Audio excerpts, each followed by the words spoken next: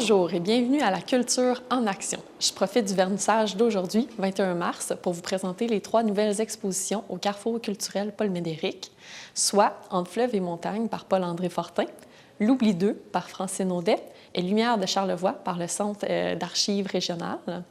Donc, suivez-moi.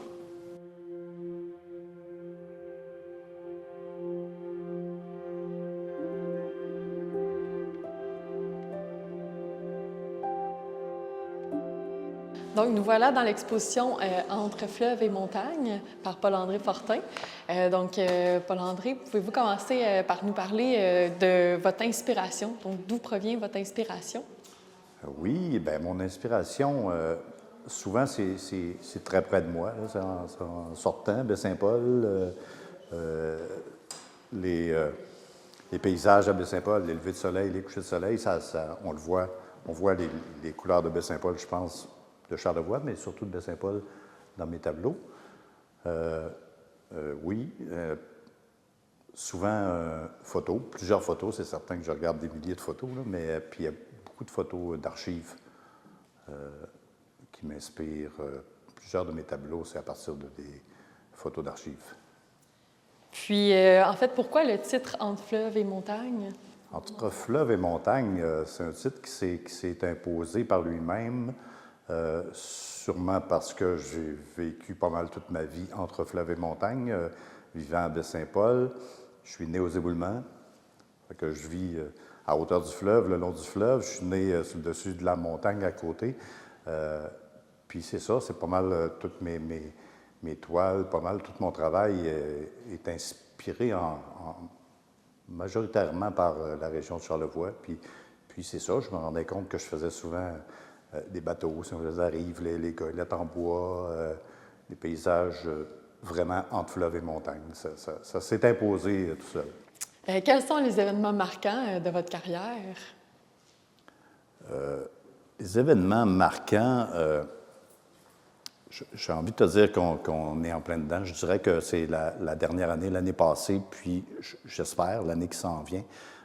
Parce qu'à partir de l'an passé, j'ai eu la chance d'avoir une de mes toiles qui a paru sur le calendrier de la députée Caroline Desbiens.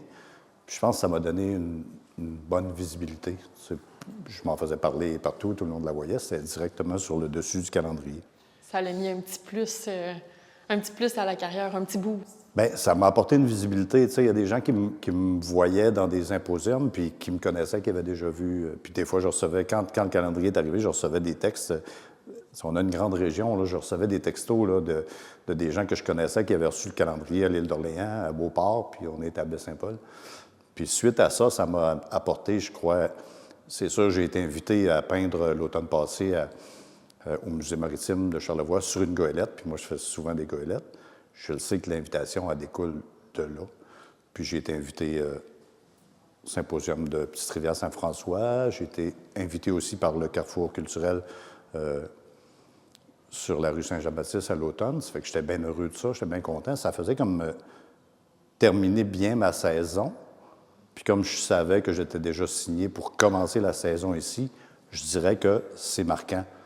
C'est un point tournant, je crois, là, pour repartir l'autre saison puis continuer. Je pense aussi, mais en tout cas, je vais en souhaiter plus à l'avenir. C'est très beau.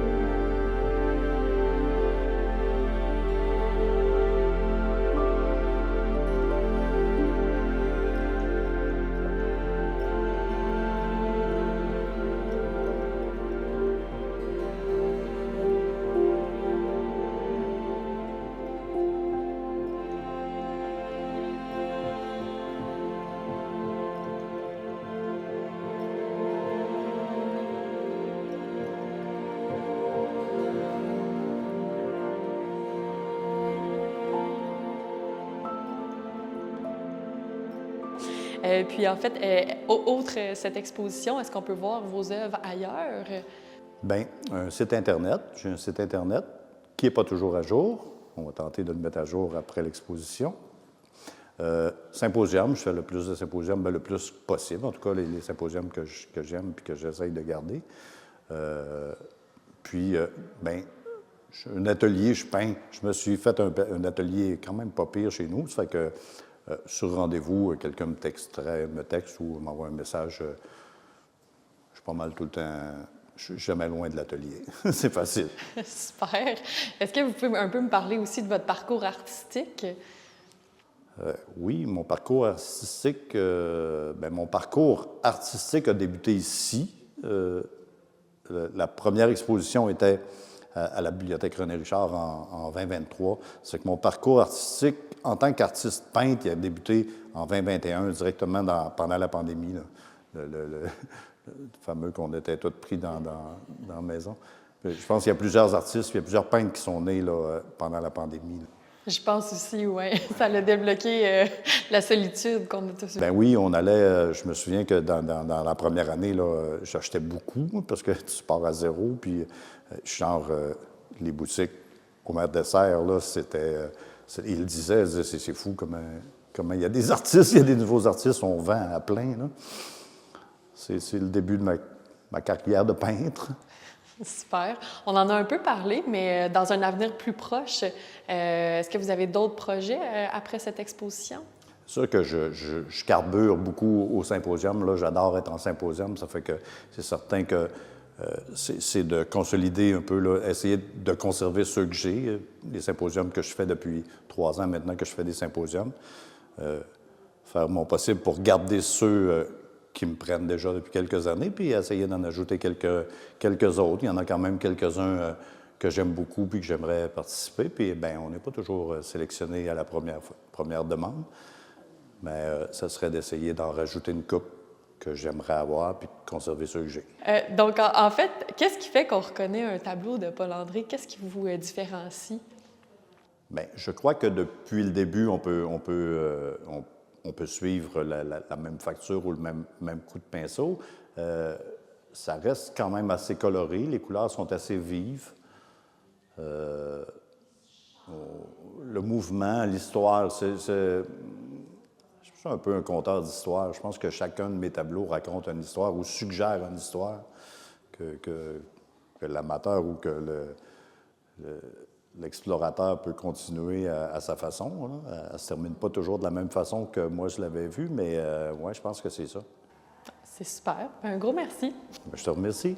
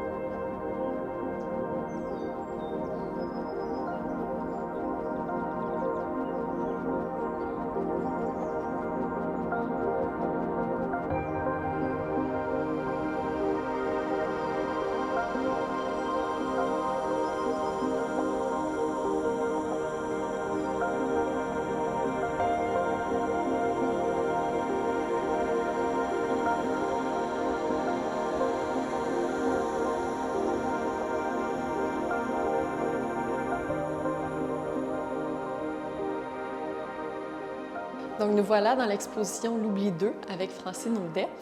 Pouvez-vous commencer par me dire à quel âge vous êtes sentie attirée par les arts? Bonjour. En fait, je suis née là-dedans. Je suis née dans ma famille. Il y avait beaucoup. Mon père, c'est un artiste. Mon grand-père, c'est un ébéniste. Non, mon grand-père, c'était un forgeron. Mon arrière-grand-père, un ébéniste. Du côté, mes tantes peignaient à l'huile. Alors, je suis comme née là-dedans, puis c'était naturel. C'était naturel de faire de l'art. On peut dire, je ne sais pas si on pouvait appeler ça de l'art quand j'étais enfant, mais déjà, j'ai beaucoup joué avec la couleur, avec le dessin, le collage et fabriquer des objets aussi. Alors, je suis née dedans. Pouvez-vous me parler un peu plus de votre cheminement à ses débuts jusqu'à aujourd'hui? Oui, mon cheminement proprement, comme artiste proprement dite, j'ai reçu en cadeau un premier kit de peinture à l'acrylique. J'avais 20 ans à ce moment-là. Et j'ai commencé à peindre en reproduisant des images que j'avais chez moi, des tableaux que j'avais chez moi. Puis, après ça, j'ai pris des cours, plein de cours, dans les endroits, des sociétés artistiques. J'ai fait beaucoup de dessins avec différents professeurs. Je suis allée peindre dans la nature, comme la plupart des gens font. J'ai fait ça pendant plusieurs années. J'ai aussi pris des cours de portrait. J'ai fait du portrait pendant 1 an. Les gens aimaient beaucoup mes portraits. Mais il est arrivé un moment où cela ne me satisfaisait plus parce que pour moi, j'avais l'impression de reproduire ce que je voyais ou du moins interpréter ce que je voyais. Je cherchais autre chose. Je ne savais pas exactement quoi. À ce moment-là, je lisais La vie de Picasso, Picasso. Et c'était ce dont il parlait dans le livre que je voulais, mais je ne savais pas c'était quoi au juste.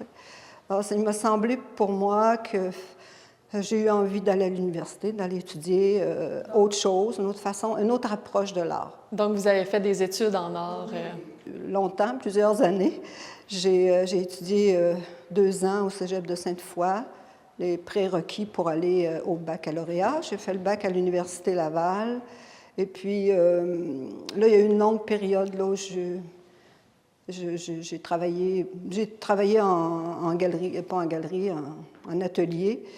Et il n'y a pas très longtemps, je suis allée faire une maîtrise en art visuel pour aller encore plus loin.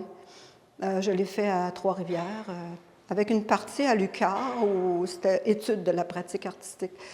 C'est plus comme une approche psychologique de l'art, philosophique de l'art, une approche philosophique. En fait, c'était beaucoup ça que je cherchais, m'accrocher à quelque chose de philosophique. Puis, dans mon travail, ben, c'est ça que je fais. Je veux dire, j'essaie de peindre ce qui m'habite et non ce que je vois. Et tellement ce qui m'habite que je ne sais jamais ce que je vais peindre. Je commence avec un geste, puis ce geste, je le regarde, ce geste-là impose un autre geste, un autre geste. Mes tableaux se construisent comme ça. Souvent, dans la première phase de construction, c'est presque intellectuel, c'est dans la tête, mais il arrive toujours un moment où il y a quelque chose qui se passe et ça ne marche pas. Alors là, c'est le moment où, comme descendre plus profondément à l'intérieur de moi.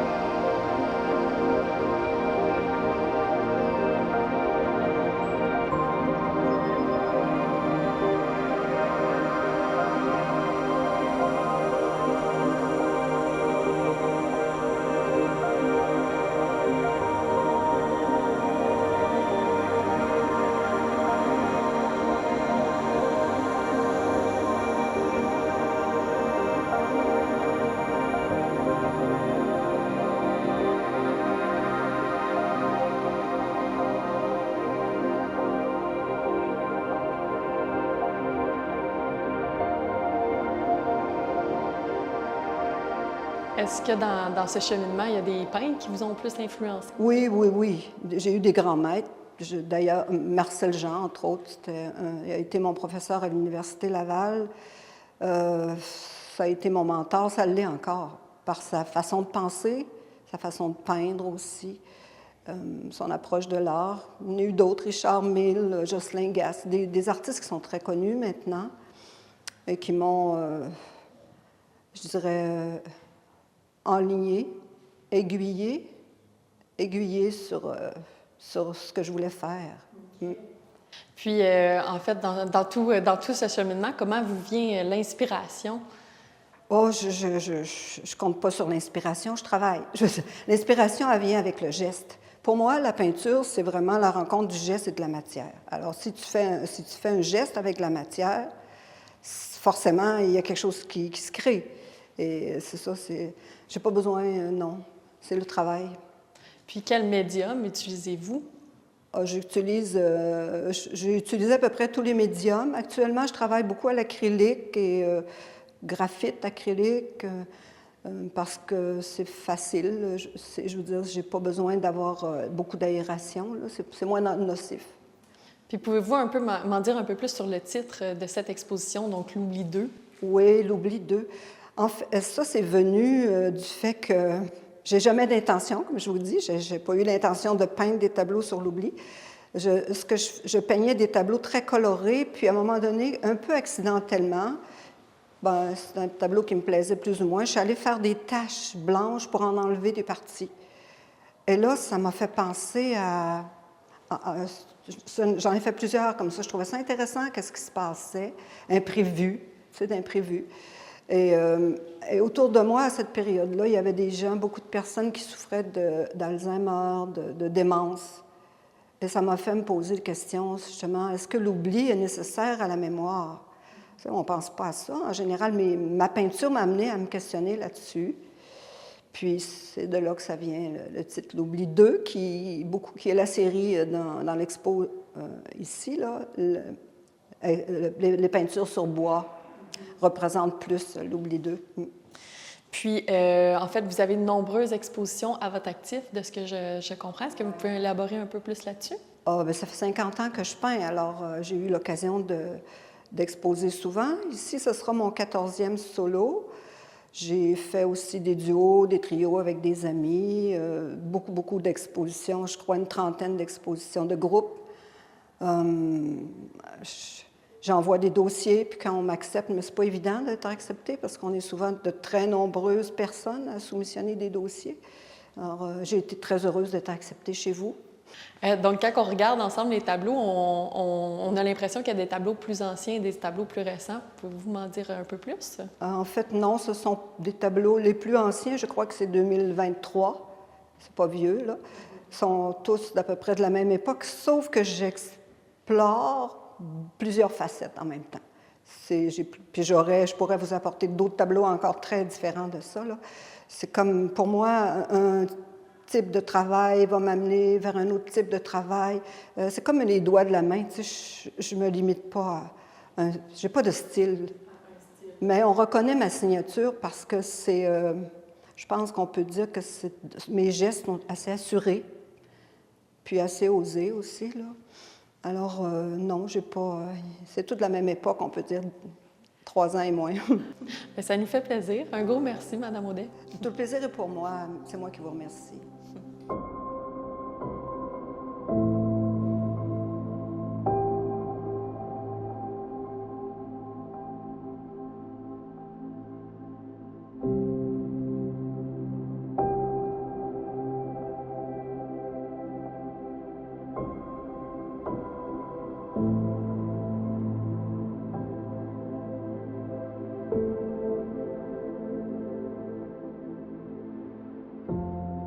Donc, nous voici dans l'exposition Lumière de Charlevoix, présentée par le Centre d'archives régional.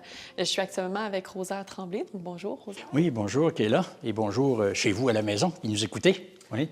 Donc, l'exposition présente principalement les photographies de Paul Letourneau. Pouvez-vous m'en dire un peu plus sur qui est Paul?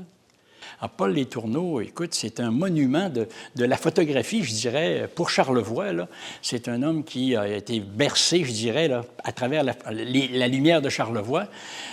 Bon, d'abord, pour parler un peu de lui, c'est un homme qui vient de la région de Montréal, qui a une formation en droit. Il est devenu avocat en 1976, je pense, et il a été comme avocat jusqu'en 2005 environ, où il a pris sa retraite. Et ensuite, il a été aussi pendant plusieurs années comme dans la direction de Radio-Canada. Mais son père était dans le domaine des arts, formé à l'École des beaux-arts de Montréal, alors intéressé par le dessin, la peinture, le graphisme. Alors, on voit venir un peu là, Paul Les Tourneaux à travers son père, qui est dans le domaine, et c'est justement ce qui va amener Paul Les Tourneaux à venir dans Charlevoix à faire de la photographie, parce que son père, justement, en faisait de la photographie depuis nombre d'années. Alors, en gros, Paul, c'est un gars qui a tombé en amour avec Charlevoix grâce à son père. Et à chaque saison ou presque, la famille venait faire un petit séjour dans la région, ici. Puis pouvez-vous m'en dire un peu plus sur le choix du titre de l'exposition? Donc, pourquoi avoir choisi Lumière de Charlevoix? C'est qu'en fait, il nous fait ressortir avec son talent là, une luminosité assez particulière et, entre autres, sur les scènes d'hiver.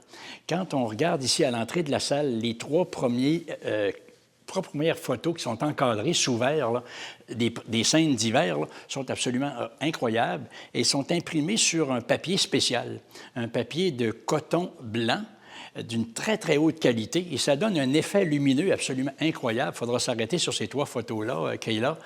Et ensuite, bien, les autres photos, effectivement, la lumière ressort tantôt sur les rives du Saint-Laurent, tantôt à l'intérieur des terres, dans l'arrière-pays, et aussi à travers des bâtiments patrimoniaux, que ce soit des maisons anciennes, des bâtiments de ferme ou tout simplement des vieilles goélettes qu'il a pu capturer avec son appareil photo lors de ses séjours chez nous. Est-ce que c'est un peu ces éléments qui lui apportent son inspiration, si on peut dire ça comme ça? Écoute, c'est tout ça, je pense, qui l'inspire, et il n'est pas fixé sur un sujet en particulier. C'est ça qui est particulier chez Paul Les Tourneaux, c'est qu'il s'intéresse un peu à tout, en autant que c'est dans Charlevoix. En fait, il a commencé ici à prendre des premières photos, lui, à venir avec son père d'abord à partir des années début 60. 61, il vient avec son père qui prend des photos. Et c'est ça qui l'a un peu, je dirais, entré dans le domaine. Et un peu plus tard, quand il a atteint autour de 20 ans, son père arrête de faire de la photo. Il achète ou prend possession, si tu veux, du matériel de son père, et à son tour, donc là, c'est lui qui va venir faire des photos en remplacement, si tu veux, en prenant le relais de son père. Alors, il va venir depuis donc, tout ce temps, presque 50 ans, là, dans Charlevoix, à prendre des photos. C'est très intéressant.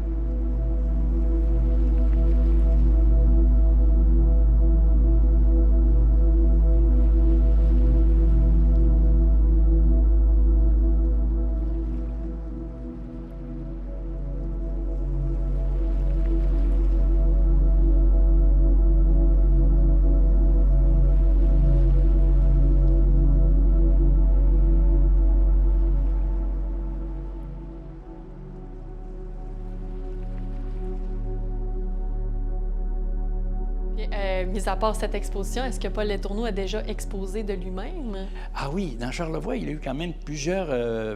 bon, d'abord, il faut dire aussi hein, qu'il est un peu peintre à ses heures et graphiste, ce qui l'a amené à produire des œuvres fort intéressantes qui ont été exposées dans des galeries à Montréal et à Toronto. Okay? Et dans Charlevoix, pour répondre à ta question plus directement, oui, en 2006, à l'occasion d'un événement autour de la reconnaissance de Charlevoix comme réserve mondiale de la biosphère, il y avait un anniversaire à célébrer. Des photos de Paul Letourneau ont été présentées lors d'une exposition, lesquelles photos, en grande partie, se retrouvent maintenant dans son fonds déposé au Centre d'archives. Okay? Et ensuite, il a aussi exposé, en passant, ces photos-là avaient été présentées par la papeterie Saint-Gilles, je pense, à l'époque. Et ensuite, il a exposé au Musée maritime de Charlevoix, à Saint-Joseph-de-la-Rive, de même qu'au Musée de Charlevoix, à la Malbaie. Alors, il a eu sa place un peu partout, mais nous, au Centre d'archives, on est chanceux de disposer maintenant de son fonds photographique, donc tout ce qu'il y a ici et bien d'autres, mais aussi un fonds composé de photos numériques et analogiques, qui sont sur des clés, sur des systèmes électroniques. Et aussi, bien, il faut signaler qu'il a déposé, pour le moment, un lot de plans d'anciens bateaux qui passaient sur le Saint-Laurent et de goélettes qu'il a, pour le moment, déposé au Centre d'archives. Puis depuis quand détenez-vous le fonds Paul Letourneau au Centre d'archives? 2012. Les premiers dépôts. Et depuis ce temps, il n'a eu de cesse. Tout le temps, un peu à chaque année, il amène de nouvelles pièces qu'il tient à conserver dans son fonds ici. Et ça a été le début. Et on a des choses à venir dans le futur. Et il nous garantit qu'il en a encore beaucoup et qu'il va éventuellement les déposer au Centre d'archives dans un futur plus ou moins rapproché. Ah, c'est bien. Puis est-ce que le Centre d'archives a certaines aides financières par rapport à l'exposition? Écoute, à peu près à tous nos événements que nous tenons, on a des contributions qui nous viennent de l'extérieur du centre. Et en l'occurrence ici, c'est les franciscaines de Marie qui nous ont apporté leur concours, et en particulier. Mais aussi, on veut saluer les autres de nos membres qui, de par leur membership, justement, nous supportent. D'ailleurs, on les encourage à venir nous rejoindre au Centre d'archives comme membres. Et alors on a bien sûr la ville de Baie-Saint-Paul qui nous aide toujours très grandement dans nos activités comme centre. Et c'est des fonds aussi, hein. Il faut dire qu'on est en quête de nouveaux fonds d'archives qui portent sur Charlevoix, que ce soit des archives papier, audiovisuelles ou autres, on est preneur. Alors, il faut communiquer avec nous au Centre d'archives pour que ça se conserve, hein, parce qu'il se jette tellement de choses, des fois pour des raisons qu'on ne sait pas, que là, il faut penser qu'il y a un Centre d'archives dans Charlevoix qui conserve, interprète et rend accessible nos archives. Ça conclut bien notre entrevue, donc un gros merci. Merci à toi et à TVCO, et je vous salue à la maison.